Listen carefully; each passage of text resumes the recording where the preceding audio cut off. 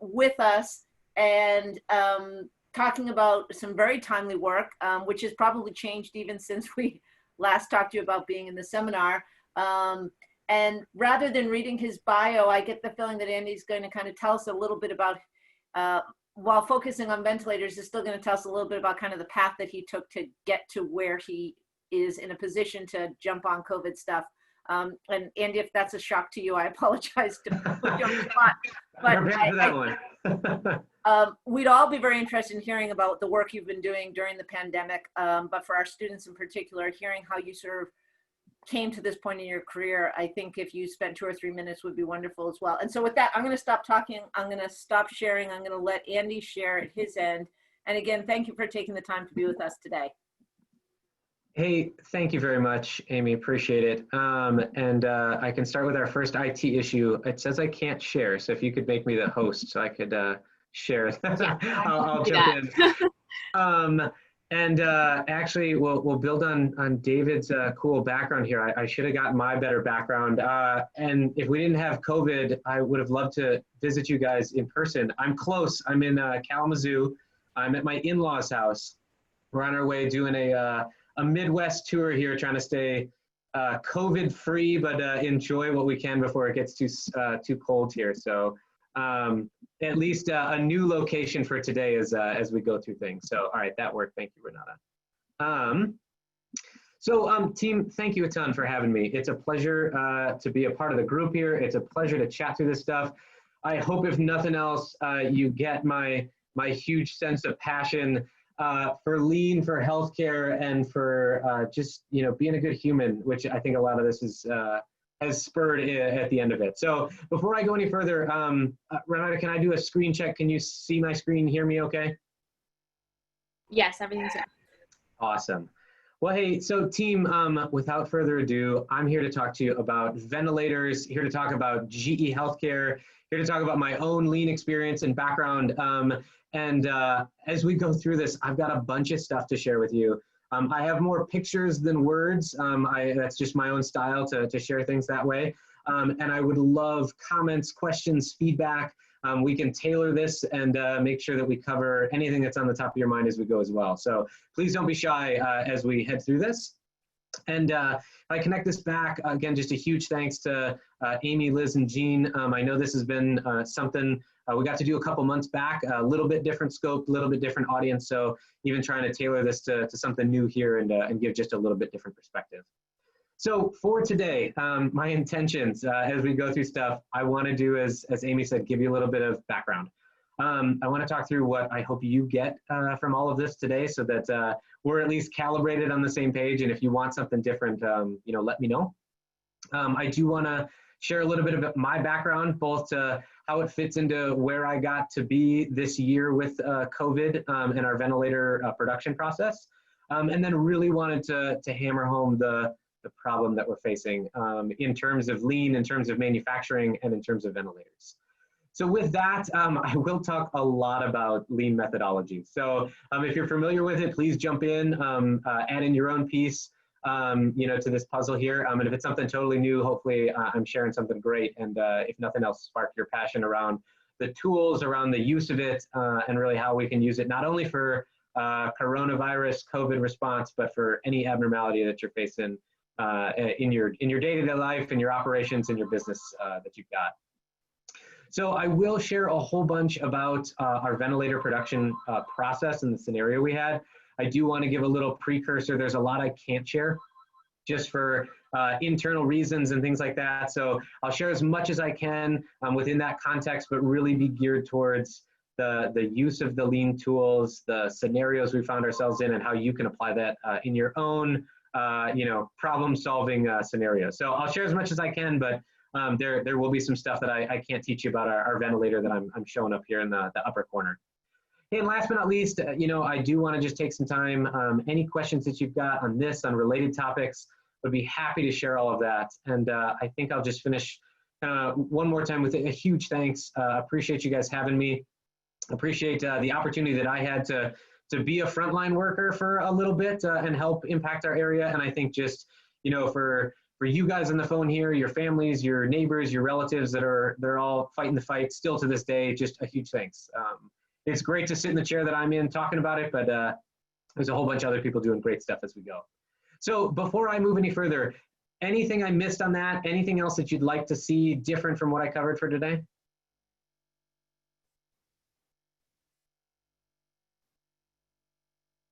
All right, Renata, we good? Any comments before we kick off? Oh, no, sorry. Sorry, my sound cut off. We're good. Awesome, sounds good. All right, so hey, a little bit of background. What I want you to learn at the end of all of this. First and foremost, depending on wherever your skill level is with lean, I want you to come away with a huge, a leap function change in your basics on lean.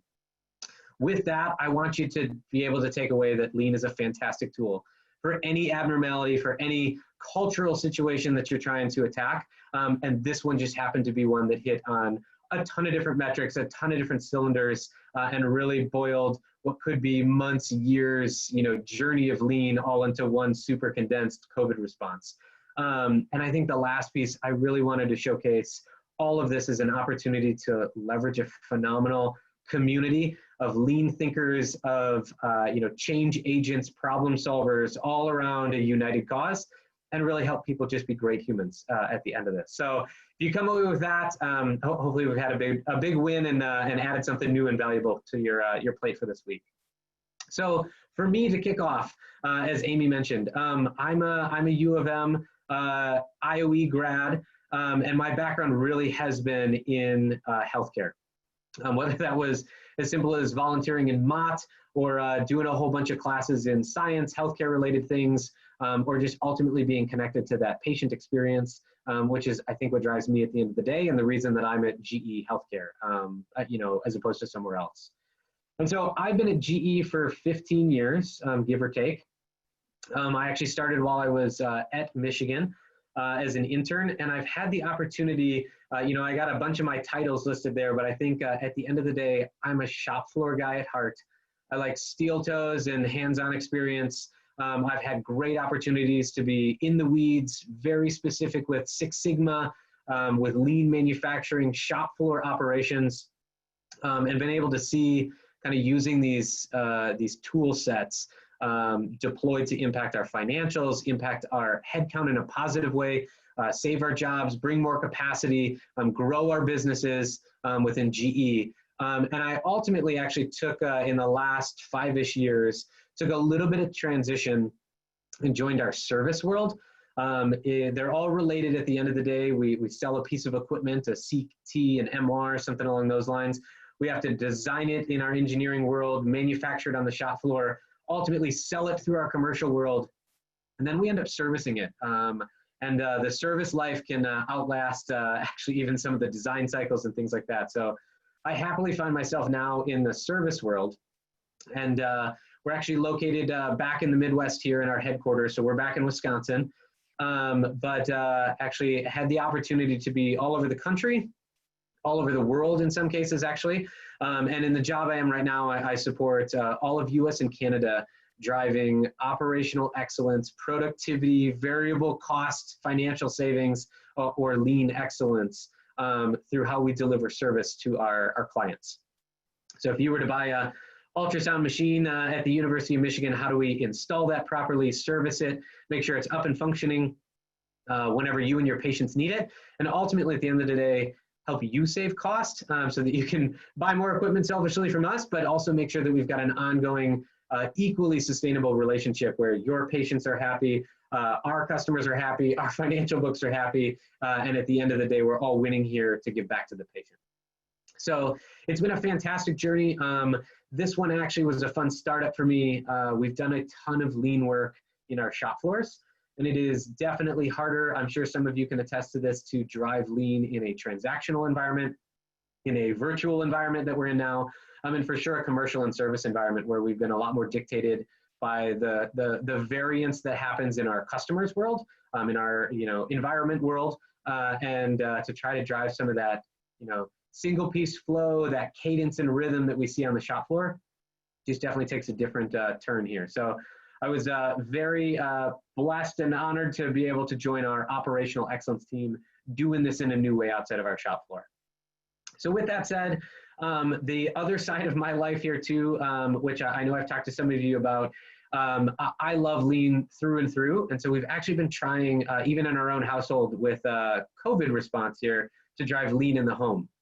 So I actually have a side little gig doing some consulting, trying to use these same methodologies, these same principles. And the only reason I bring it up here today is you can use this anywhere. And I hope that's one of the principles that you can take away here, that whatever environment, whatever challenge, COVID, a financial impact, a headcount issue. Our recent one was our kids are taking school in our living room now. How do we handle that and do it in a structural way? So that's me in a nutshell. If you've got any other comments or thoughts, please shoot those questions over. I'd be happy to cover those. But at least hopefully give you a little background for my GE and kind of how this all came to be. And I think the transition I wanted to share with you was at the beginning of the year here, about March timeframe, is when all of our COVID response really started peaking. And I'm sure I have the date somewhere marked on my calendar. I got a phone call that came out with, we need your help. We need you to go to the shop floor. We've got a situation we don't know how to handle with our ventilator production.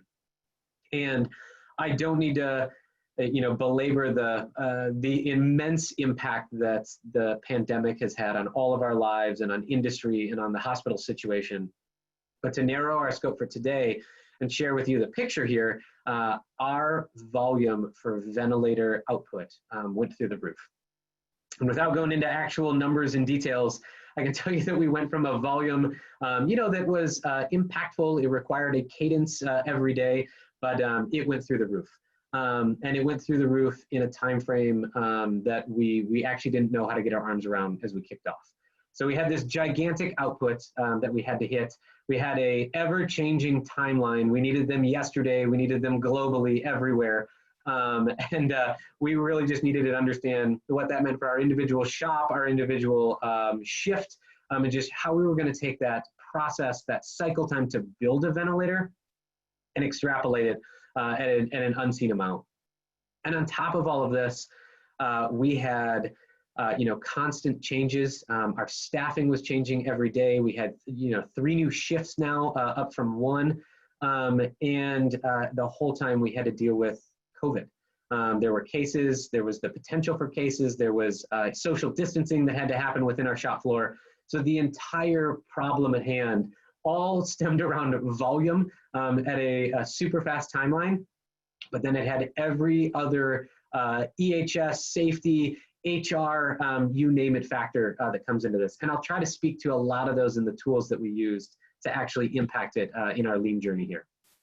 So the little picture here, just to share with you, a ventilator is made up of a couple key components. The first one is a valve. The valve controls the gas flows inside the system. The brain of the system is what's showing next to the valve. The valve is on the right-hand side, kind of flowing across on our fishbone here, and you have the actual heart, the brains of the whole system in the center of the ventilator, and then the ventilator is the whole unit that you saw a couple pages back with the touch screen. There's a couple different versions of these, but ultimately trying to give our patient who's potentially suffering from coronavirus symptoms a stronger fighting chance to control their breathing. In hindsight, I should have sent this out before. There's a link in here and can share later with Liz to make sure it gets out. But even if you Google Vice President Pence's visit to the GE healthcare plant in Madison, there's a nice walkthrough that actually shows you some videos here and the breakdown of this fishbone as well. So I'd throw that at you if you got some time to go check that video out as well. So we're here now, problem on hand. We have this huge amount of output we have to go take care of. And I got that phone call that said, we need to use lean resources to come in and try to handle this in a way we've never handled before. So with that, what I'd like to do is actually walk you through all of the different elements that we used inside the lean background. We'll talk about the house of lean. We'll talk about the cycles and the structures here. But I just wanted to take a pause. Were there any questions or comments or things you wanted me to elaborate on before I go any further? No, we just have a comment from Amy. She said, if you apply lean to how you grocery shop, your spouse may stop shopping with you and you may find yourself owning groceries for the rest of your marriage. Awesome. Hey, I'll add a little counterpoint to that. So we actually used some lean methodologies, some 5S stuff, which we'll talk about here, to reorganize both. If I have an 8-year-old and a 6-year-old, and we organized both of their desks about 2.5 months ago now. It's got labels, it's got standardized drawers and locations, and actually we videotaped the whole thing. And it turned out to be so much fun. My 6-year-old was head over heels about it. They are still maintaining it to this day. And I think part of the theme that we'll talk about here today that we didn't do well before was the education piece. So by having them involved, actively engaged, all of this, they came out with way more understanding than I would have expected, and really the ability to maintain it. So maybe my own personal learning on this one, the education piece cannot be skipped, and it really helped with the sustainability. So we haven't hit the grocery store piece yet. I'm a fail on that piece, so maybe I could take some of that over from my wife. So team, if you've got any other thoughts or want to cover any other pieces, please send those comments over to Renata, but let me talk to you a little bit about lean. Yeah. So, there is another question. Yeah. Eileen said, in terms of complexity, how many components are supplied to manufacturers? How many components are supplied to manufacture a ventilator unit? Good question. I don't know if I have the immediate answer here. You can kind of see at least a gist of the valve here. So very highly machined, small components, and give or take 25-ish. There for just that component. There's multiple of them in the system, and then you can see the complexity outside here. So, I mean, you're definitely talking a whole bunch of different components inside here. And I think the other elements of this, globally sourced components. So, China and Asia was hit significantly harder and sooner with all of this. So actually a piece of this was our integration to the materials and sourcing team here. The one good piece that we did have is a lot of them came from a local supplier, especially for our valve that was in here, that gave us a big leg up on some of the complexity with that global standpoint. Our circuit boards were a whole nother perspective of this. So we had a bit of a mix, but maybe just to elaborate on your question, let me know if you want to hear more about it. We had a lot of the components that were local. We did have a fair amount of complexity and different geometries and material sources that were in there that helped and hindered. But what we found out, probably the biggest impact here to that output is we would plan everything. We'd have a great scenario for a lot of the components coming in, but we would have one that would slow us down. And it would change the way that we staffed. It would change the way that we ran the line. So in a lot of cases, we try to do our lean updates in those shutdowns. So we'd build all the way up, make sure that we maximize the capacity, hit that timeline as best that we could, and then we maximize that downtime while someone in parallel was trying to get those other components back on hand, and we'd use those to do our lean work. Please let me know if I can elaborate more on that one, but hopefully that helped, at least at a high level. Yeah, I think we're good. And then we have no more questions, so you can keep going. Perfect. Thank you very much. So in our lean structure here, I'm going to actually walk you through both lean tools and what we did in our ventilators actions here with our Deming cycle, our plan, do, check, act cycle here. So in any scenario that you're in, and hopefully this isn't a new set of terminology for you, but our hope to begin with is to really set a clear plan, understand what we're trying to do. It's measurable, it's SMART, if you've heard that acronym before, so that we know what we're doing before we even walk into it or very early on, so we don't spend our time trying to chase what success looks like. Once we know what our plan is, we're actually going to go execute on that plan.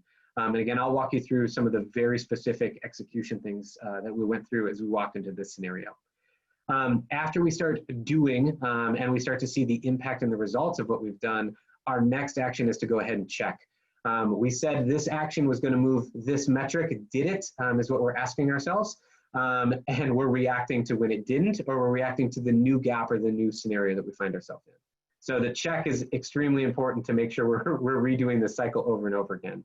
And once we've checked, we're ultimately going to come back and act upon the results that we did or we didn't have, and reset our new plan or have a temporary countermeasure to get back on track. So that cycle is what I'm going to walk you through here. And the first piece of that here for our plan, I wanted to walk you through 3 elements of the scenario we walked into. So the first part, and hopefully on our lean basics journey here, is the concept of Gemba. Gemba, a Japanese word in our lean tool set here, translates to the place where the action happens, where the truth is. Sometimes I've heard it called the crime scene. But when we started, myself and a handful of others got the phone call to come help and hit this output, we needed to figure out what the truth was. And a couple big elements, one of the pieces I couldn't share with you here is we had this very detailed capacity timeline that said, here's where we are now, here's where we need to be, here are all the milestones to get to it that ultimately delivered that output.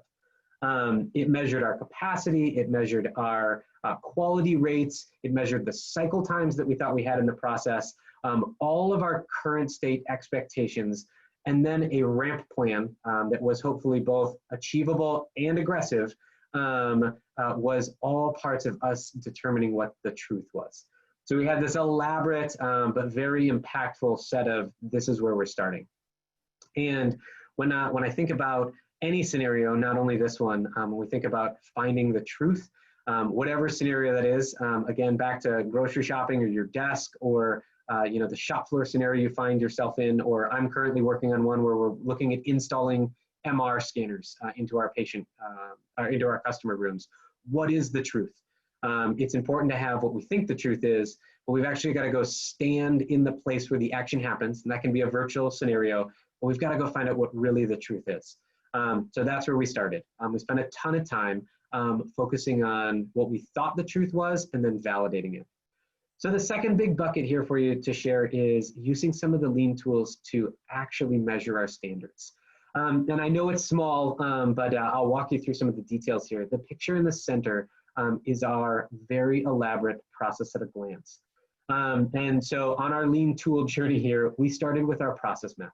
We wound up on the shop floor understanding all of those pieces. We built that fishbone of this is what it takes to make a system. From every screw, every washer, all of the pieces that came together, and in what sequence that happened. So we started with that backbone of the process map, and ultimately started doing time observations, quality observations, and other data collection so that we could turn that process map into a value stream map. One based in that skeleton of what needed to happen action after action into what actually was the truth that we were trying to evaluate back in our original capacity plan. That value stream map then actually helped us go one layer deeper. And what you see in the picture again is a process at a glance. And that actually helped us factor in not only this operator does this action, it takes so long, there's a quality of measurement to it, but it also says they use this calibrated tool, they use this jig, they use this fixture, this test equipment. All of the elements in a column where you see all the sticky notes there should tell us at a pretty detailed level everything we need to know to be very specific and successful in the process of making our ventilator. And the last piece of that, then we had to tie that to all of our standard work instructions. We had so many new people coming into the building that our experienced crew was actually being tasked as being educators and trainers. So we needed to make sure that the documentation that we were handing out to the new people was clear, concise, typo-free, and then fit with this map of what success looked like to build the product. And the last little piece here I wanted to share with you on standards was, as we did this whole process, and I'll share a bunch more in our next slides here, is we kept the concept of SQDCP through everything that we did. And it stands for safety, quality, delivery, cost, and people. So if we took that process of building a ventilator and then we laid in those layers of safety, quality, delivery, cost, and people, we ultimately could see all the different moving pieces that it took to make a successful product. So there's a lot in there, but that's us using those tools to really understand the truth, to compare it to what we thought the truth was, and then ultimately what we have here is drive some rigor is our last bucket. And the visuals that I'll elaborate on a little bit more here were, what are the metrics that we're driving? How do we visually show those? Who needs to see them? How frequently do they see them? And what kind of training and education process do we need to do so that everybody's talking the same language as we go? So I'll share a little more here, but this was our daily stand-up boards. At every shift, with the important information that went back to the standards and went back to the expectations that we had, so we could see, are we moving the needle? Where were we starting from? And anytime we had a miss to what we thought we were supposed to be at, we can immediately go take action on the shop floor, whether it was a safety issue, quality issue, so on and so forth, to try to mitigate that risk. So what we're trying to do in the plan here is really understand what's our target, what's our actual, and then what's our gap in between. And that plan that we're going to do is going to evaluate all of those different moving pieces, the bottlenecks that we have, and try to go take action to move the needle. So I wanted to walk in next into do, but before I do that, Renata, were there any questions or comments I should hit? Let me take a look and see. Oh, we actually do have one. How did you manage determining the truth, the Gemba, of your capacity needs and validating it when the COVID data and situation was ever changing? How did you extrapolate your capacity needs? And that was from Melissa. Yeah, thanks for that. Great question. And a good tie into this. When we started all of this, we had, here's our best thought, and it went out for multiple weeks, multiple months. But to your point, the actual global need was changing every day. It changed on the geography, changed in the country. So it was a best guess always. And I want to answer your question in two different ways. For one avenue of this, we had our kind of upward projection. Everything was based on the same data, the same truth that was in here, but it was very important that that volatility stayed upward and externally focused, so that as we were working with any of the groups, FEMA, we were working with our GE healthcare group that needed to be the ones in charge here, they were the ones talking about this volatility. We then put a filter on that so that they could work, they could plan, and they were looking at a day-to-day, week-to-week, month-to-month view. But we very consciously took a week-over-week snapshot so that our shop floor operators weren't actually being impacted by that volatility every day. We would have felt like we were losing all the time. So every week we made a very clear snapshot, and we actually had a couple milestones that covered maybe a couple week period that were based on some of the things I'll talk to you about here about our capacity changing with our equipment. And we held fast and true to the shop floor with those milestones. If we hadn't done that, I think the volatility would have creeped all the way down to the shop floor. So we made sure we had a very clear distinction that the data was always the same data in the middle, but any volatility that changed stayed kind of at a higher level. And what we drove at the shop floor was a week over week, or even these milestone kind of every couple week milestone change points. So two different answers there for you on that one, but I think the important piece was we purposely chose to insulate or isolate some of the data that was hitting the shop floor, but it was always based in the same cornerstone of data. Did that help, or any follow-up on that? We do have another question. I think that answered it, but we do have another question.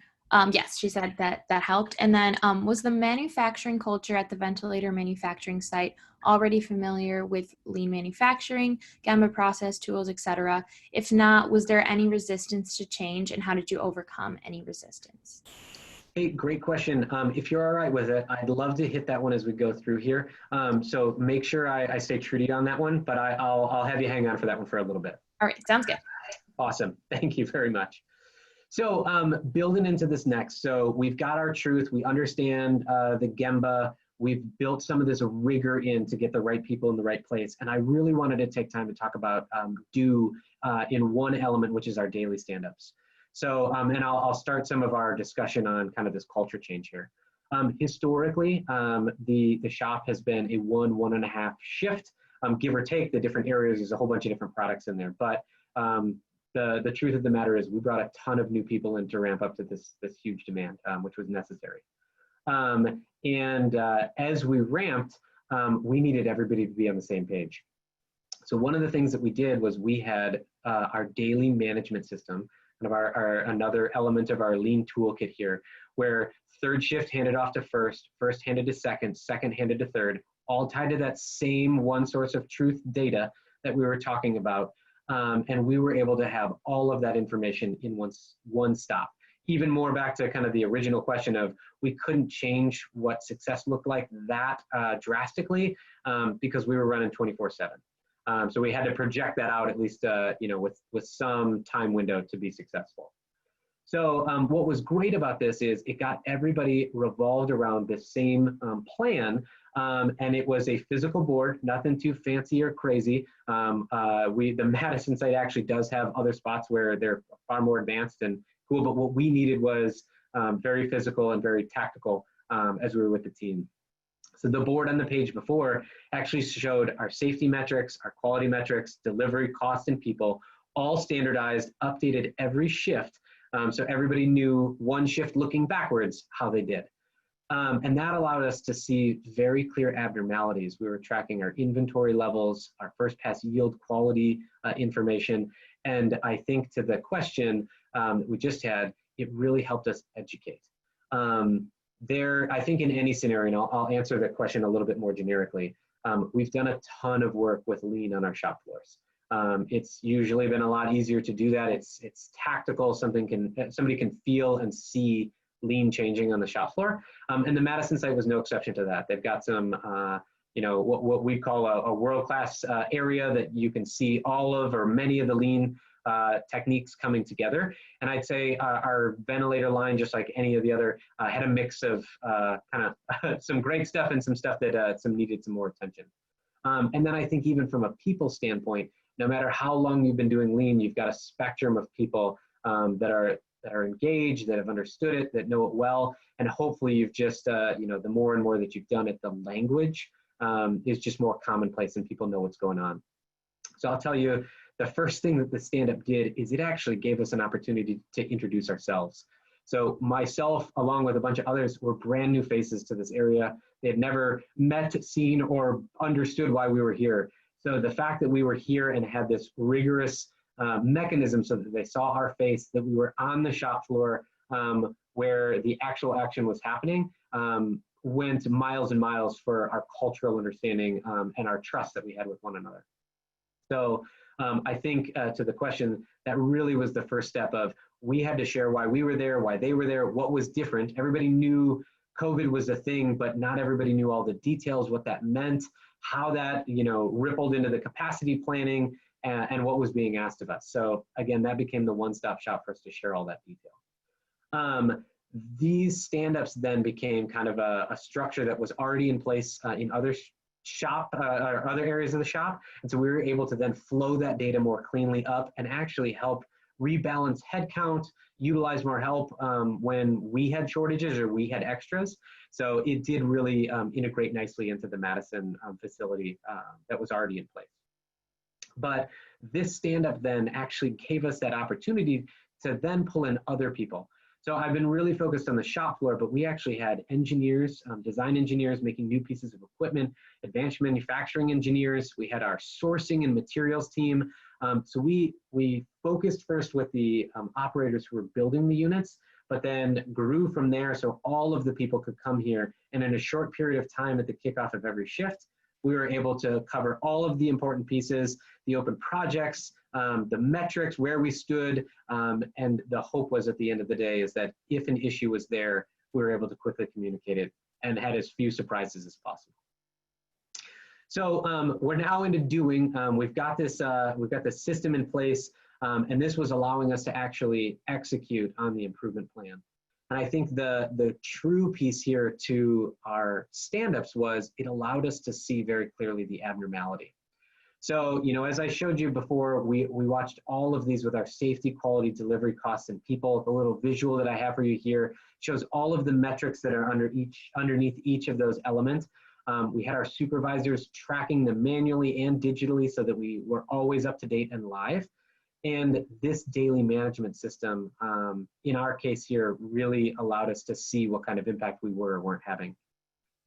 And again, without going into a ton of the details that we had here, understanding our linearity, our actual ability to hit the same amount every day was our first impact that we needed to have. That process helped us see where our big bottlenecks were. We started to smooth out the overall process so that the cadence was much nicer. And then what we had to do was extrapolate that. We ultimately found out that we had a breaking point. There was only so much that we could do with the existing equipment that we had, the existing people that we had, and the existing space that we had. And so we chose to actually build a model line and then replicate that model line. There's a bunch of ways or reasons that we could have gone differently, but to give you the high levels there, it made more sense to build kind of a model that we had that we knew worked, that supported the existing flow and the existing information and people that we had, and then just replicate from there. So our model, our understanding the Gemba, our talking about it, understanding those breakpoints, and then level loading or building linearity into our system allowed us to find that breakpoint and then start extrapolating from there. So what we've got in here, actually, you can see kind of our step function change of our volume. We actually hit a volume threshold, and then we would actually go and replicate the line after that. And so from our check perspective here, what I wanted to share with you is all of these metrics, all of these details, again, were monitored daily. We also had a more rigorous look that came out weekly, and then one that would roll up monthly. And that gave us kind of our lagging indicators to know what we needed to do each day, each shift, and prepare for the next week. The second thing that was out there, and just another lean piece to share with everybody, was we implemented an and-on system. And-on just means signal. If you think of the bus cord that you pull on a bus line, or truthfully 911 is a wonderful and-on system. It's an opportunity for us to call, to highlight something, get back to what we're doing, and get the immediate response team to come in. So this board, our information here, also allowed us to build that and-on system and then track the output on that. So there's a whole nother leading indicator factor that we had in order to go ahead and see where we were falling off of pace and plan. And the other thing that did, back to kind of the education question, for each one of these in our daily stand-up, we built in time to talk about the failures that we had the day before, and we were able to air out that information, use it as an education scenario. Those misses were great opportunities for us to talk about what we could do differently, the root causes that we had. And so there's another lean concept called morning market. It's really about sharing the things that go wrong. In a lot of cases, we want to hide our issues, cover up the things that don't make us look so great. But this really is the opposite of what we want to do. It gave us a great scenario to share all the things that went wrong and really talk about it so we could see that impact the very next day. So in our check, we wanted to really highlight those gaps, those abnormalities, redefine the new gap every time we learn something new about it, and build that right back into our standard. So one other big one was every time we had a new safety issue, a new corona issue, our ability to keep one another safe constantly kept getting better and better. We kept implementing new safety protocols. So even the scenario and the environment we were in was something that we were checking on a day-to-day basis. Hey, let me pause there. Renata, anything else to build in before I keep going? Yes, we do have one question, and it's from Cross, and he asked, who was in charge of pulling together the info for the SQDCP board? Was it distributed across people in different areas or a central analytics team? So for our scenario here, it was actually our designated lean team. We had a whole group of volunteers, myself included, that came in for our SQCDP board here, but it really was a team effort. The one I'm showing you here was kind of the one that we had, but we had similar groups that were doing it elsewhere in the facility. In a lot of cases, our production team is the one responsible for that, so our supervisors or our managers, but we wanted to really be a cross-functional group. We did have, and I'll make a little plug here, our OMLP program, our Operation Management Leadership Program, did have a lot of people supporting and helping our site here, so they were part of this. In a lot of cases, they're doing either a supervisory role, a lean role, or a manufacturing engineering role, so kind of, again, that cross-functional look. But for the one I'm showing you here, it was our team of volunteers, but it ultimately rolled into kind of the usage of the shop floor team, the managers, and the supervisors. So kind of a mixed answer there for you, but definitely a cross-functional group to make it functional, but we were the ones pulling the data to just get it rolling to start with. And then we have another question from Hanan. And he asked, as individual components for medical devices are usually outsourced from different suppliers across the country and across the world, how did you address inventory management issues? Good question. Let me cover two big pieces on that. Part of our daily stand-up team was our materials group, and I'll cover a little bit on our next piece here, just some of the materials tools that we used. But after we got our linearity down and we had a very good understanding for the capacity of the production process, we quickly jumped into our material supermarket, our material delivery, or our water spider routes, as we refer to them. And we're really trying to understand what great looked like from what it took to support the capacity that we were now building. So our production was now level loaded. We were expanding that and building multiple versions of that line. We could extrapolate that to the materials. And so the short answer is we had a daily connection with our materials team. We gave them all that feedback, the truth from our Gemba, so that they could readjust their models. And then they had, daily or, bi-weekly touch points with our key suppliers. And we're watching their mins and their maxes. They were resetting their maxes of the inventory that was in there. So I think the short answer is it was a huge partnership all tied in that truth and that single spot of data that we were going with.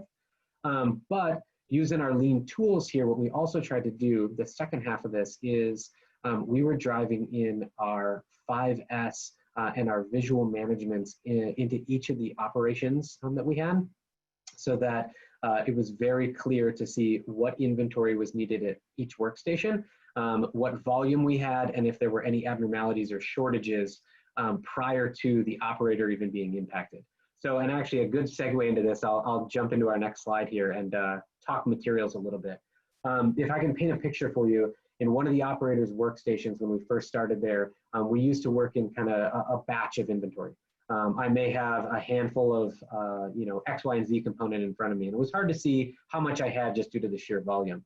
So what our team then did was we built that perfect cadence or tack time that we had inside our line, based on our time observations, based on our value stream map, and the push for single piece flow that we had. So one unit went instead of a batch of units.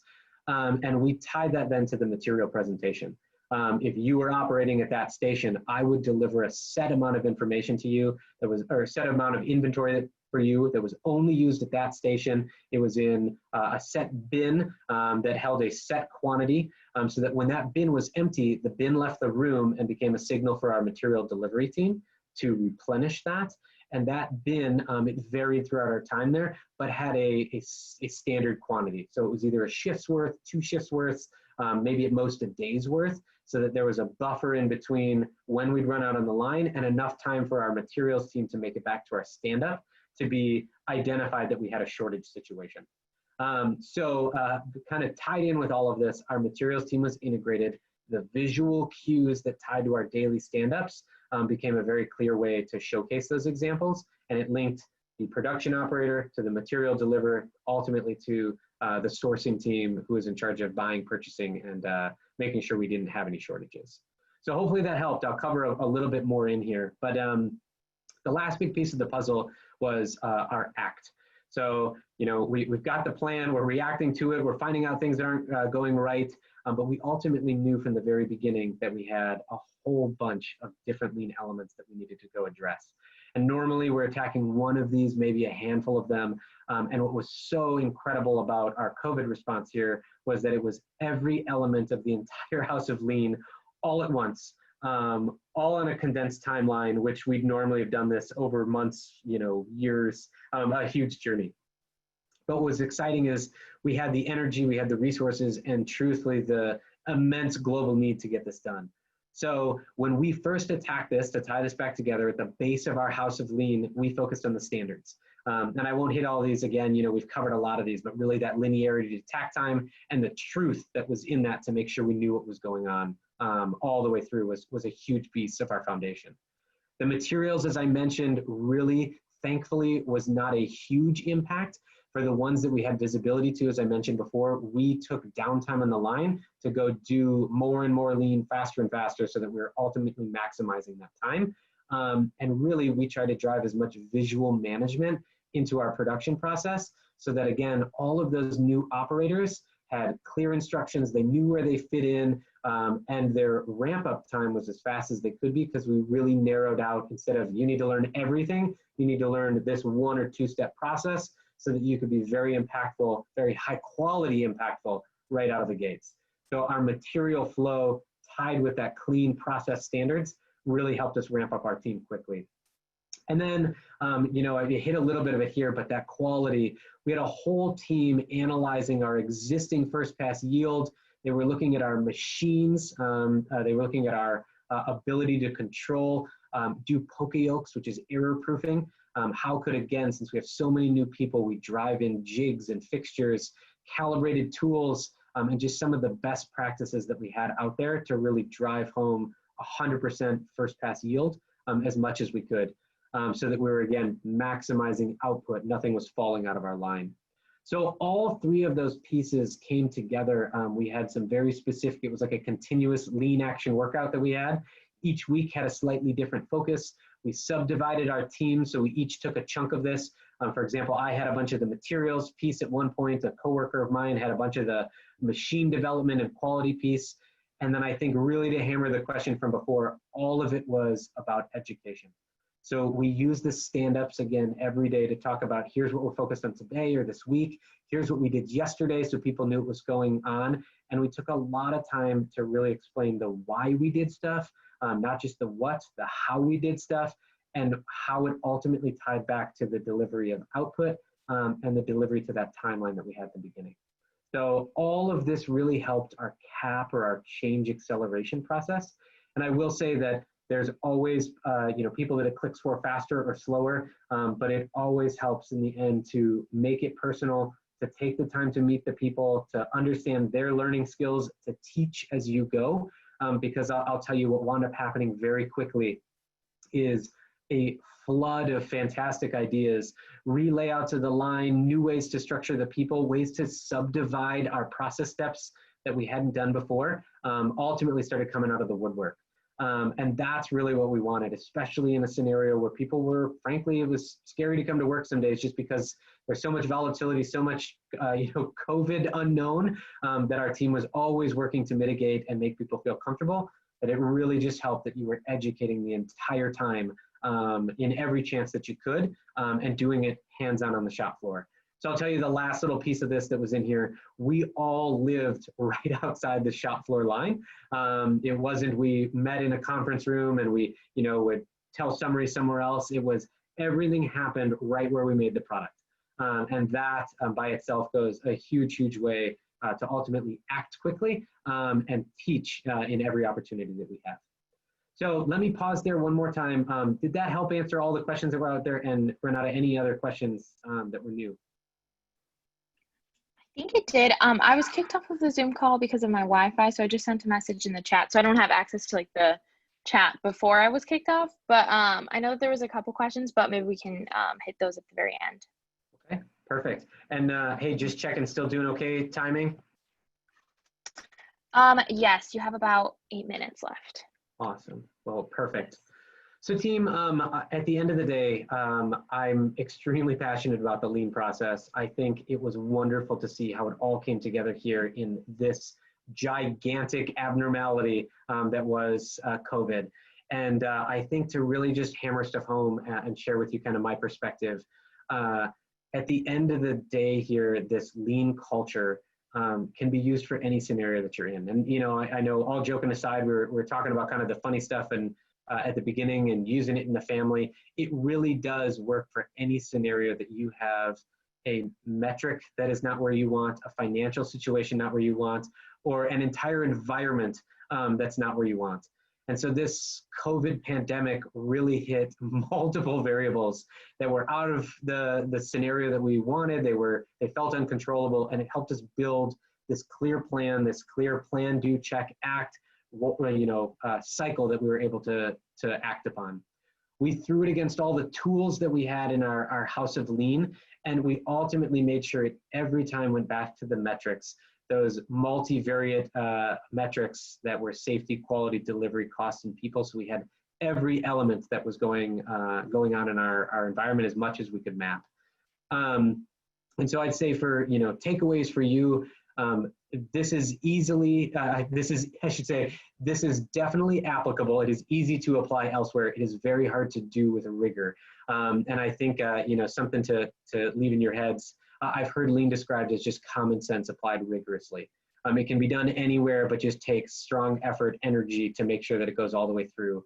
And really this team went all the way back to, they were focused on output and they were focused on the timeline of that output. How do we deliver that successfully? And as we did it, we definitely had the road bumps. We had some days where we had too many cooks in the kitchen and people didn't know who to listen to and what was going on. We had, new faces, new employees, ourselves as volunteers too. People were just very excited to help. This structure allowed us to stay controlled. And even in the hard days, come back with hey, let's get back to what we're really trying to push here at the end of the day. So change is always hard, but the consistency inside this process, the transparency on why and how we were doing it really helped ease some of those tension-filled moments and get back to educating again so that people knew why we were doing stuff at the end. And I think it was incredible to see just how many volunteers came out to do this. We had people from every walk of life. We had VPs, we had retired people coming out, and all they wanted to do was help. This structure gave them something that they could do to help.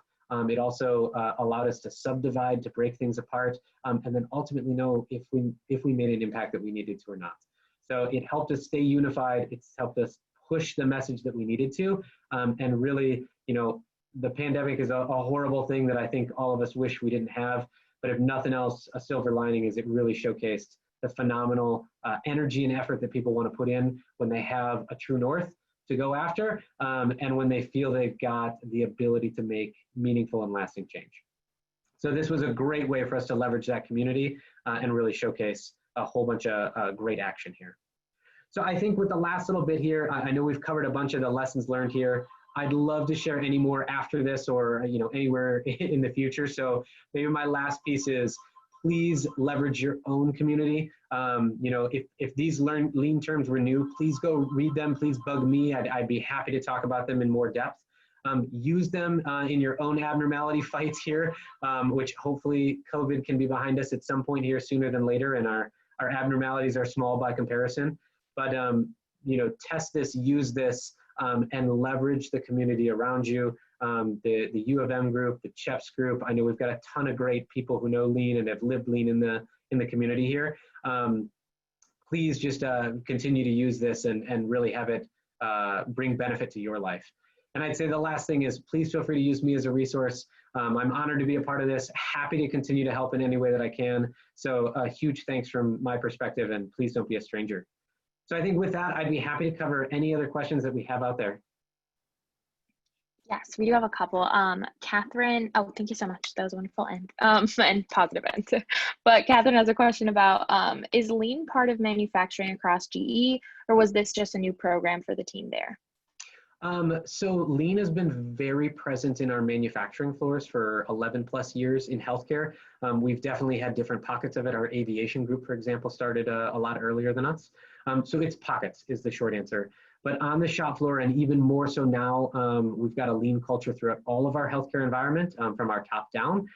It is built into our commercial operations, our service operations, our for sure manufacturing operations. So while we do have some dedicated lean teams, it's also an expectation now pretty much in everybody's annual priorities to be a learner, to be a user, and a recipient of all of this. So we've definitely kind of turned the corner that it should be part of everybody's responsibility. All right, great. And then Eileen has another question, and it's, what lessons were learned from the partnership between Ford and GE Healthcare to manufacture third-party ventilators in Michigan? I'll give you the quick answer on that. There's probably a ton we could do and maybe some offline stuff to share. I think one, it was just awesome to see a different perspective all around the same tools. As we have different products, different life cycles, different approaches, even within the same structure. So I think number one, it was a great way to challenge each other. And our Ford team was actually actively engaged in our stand-ups. They were engaged in our line relayouts and all of that. So it was, number one, it was just great to have a different perspective on the same tools. I think number two, they obviously the automotive industry has been doing this for a lot longer than our healthcare environment is doing.